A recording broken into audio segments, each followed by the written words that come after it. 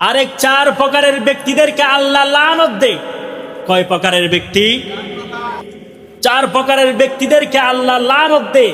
তন্মধ্যে এক প্রকারের ব্যক্তি হচ্ছে যারা মা বাবাকে অভিশাপ দেয়, মা বাবার কথা অমান্য করে, মা বাবার সাথে গোস্তাহি করে, ওই সমস্ত ব্যক্তিদেরকে অভিশাপ দেয়। তিনি কে? দ্বিতীয় প্রকার হচ্ছে যারা গয়রুল্লাহ নামে জবাই করে। আছে কি না? ওই প্রকারের ব্যক্তিদেরকে লানত দেয়। তিনি কে?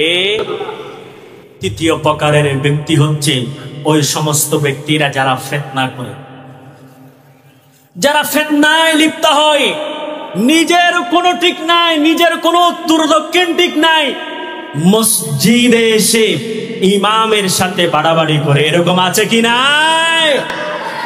আছে।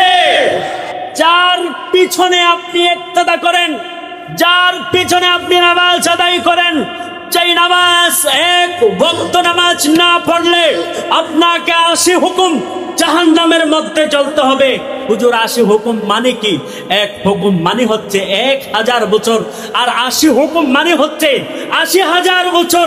আর সে ফরজ নামাজ যার পিছনে আপনি আদায় করেন, আবার আপনি ওই ইমামের পিছনে ফিতনা করেন। এইরকম আছে কি নাই?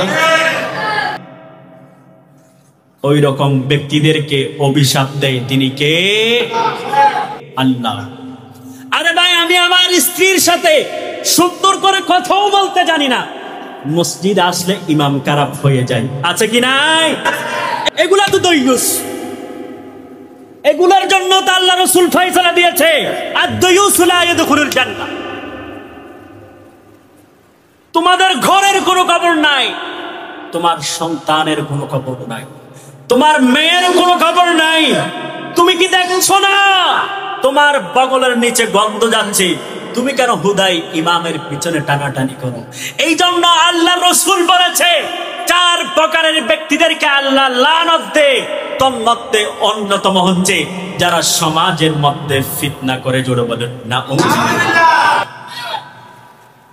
চতুর্থ প্রকার হচ্ছে যারা সমাজের মধ্যে জমি জামা নিয়ে আইল ঠেলাঠেলি করে। এগুলো আবার রিফলে দেওয়ার কারণ হচ্ছে যেন আপনাদের মনে থাকে মাহফিল করলে হবে না রে ভাই, আমল করতে হবে। এই মাহফিল থেকে আমি মনে করি যে আলা হযরতের জীবনী থেকে আমি 6টা শিক্ষার কথা বলেছিলাম, এখান থেকে 6টার কথা বাদ দেন, শুধু 2টা কথা। একটা হচ্ছে নেককার স্ত্রী এবং নেককার সন্তান, ইমানের মৃত্যু। এই 3টা জিনিস যদি আপনার ভিতরে আপনি বাস্তবায়ন করেন, তাহলে আজকের এই মাহফিল সফল। জোরে বলুন সুবহানাল্লাহ। আর অভিভাবকের দিকে এসে আমি আপনাদের খেদমতে আরজ করেছিলাম, মা বাবার দোয়া কেমন দোয়া, অভিভাবকের দোয়া কেমন দোয়া। মা বাবার সাথে যদি আপনি ভালো মতো থাকেন, সুন্দর আচরণ করেন, মা বাবাকে যদি আপনি সর্বোচ্চ তাজিম করেন, সম্মান করেন, জান্নাত দিবেন। তিনি কে? আর হুমায় জান্নাতুকা ওয়া নারুকা। মা বাবার সাথে গুস্তাহি করলে, মা বাবার সাথে বেয়াদবি করলে, এই বেয়াদবির কারণে জাহান্নাম দিবেন। তিনি কে? বুঝতে হবে, আমাদের জানতে হবে। আজকের এই মাহফিল যারা সাজিয়েছে তাদেরকে আল্লাহ সুবহানাহু ওয়া তাআলা কবুল করুক। সবাই বলুন আমিন।